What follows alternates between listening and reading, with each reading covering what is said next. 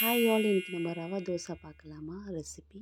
So 2 cup ரவை எடுத்துக்கலாம். So வறுக்காத ரவை ஆட் பண்ணிவிட்டு, ஸோ அது நல்லா பிளெண்ட் பவுட்ரு கன்சிஸ்டன்சிக்கு வரணும். ஸோ 2 உருளைக்கிழங்கு ஆட் பண்ணிக்கலாம். ஸோ இதை நல்லா பிளெண்ட் ஆனவுடனே ஸோ நம்மளுக்கு எவ்வளோ தண்ணி வேணுமோ நம்ம நல்லா மிக்ஸ் பண்ணிக்கலாம்.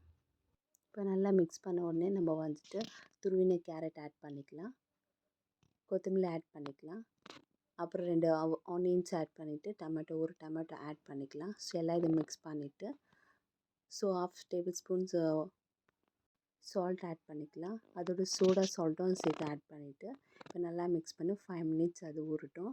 இப்போ 5 மினிட்ஸ் கேப்பில் நம்ம சட்னி ரெடி பண்ணலாம். 2 டொமேட்டோ எடுத்துக்கலாம், 2 ஆனியன்ஸ் சேர்த்துக்கலாம், ஸோ வரமிளகா ஒரு 4 வரமிளகா எடுத்துக்கலாம், அப்புறமா பூண்டு சேர்த்து சால்ட் ஆட் பண்ணிட்டு நல்லா பிளெண்ட் பண்ணிக்கலாம்.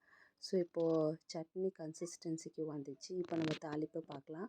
ஸோ ஆயில் ஆட் பண்ணிவிட்டு கடுகு ஒரு டீஸ்பூன் ஆட் பண்ணிட்டு இப்போ கடுகு நல்லா பொரிஞ்சிச்சு.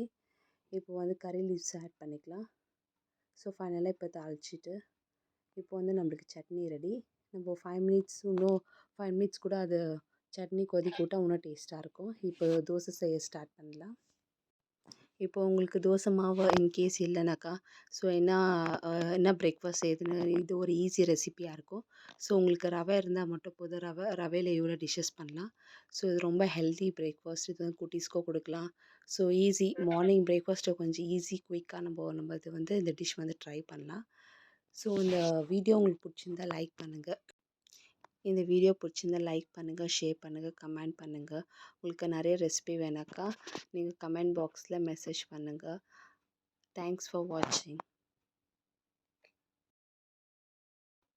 Always stay healthy life.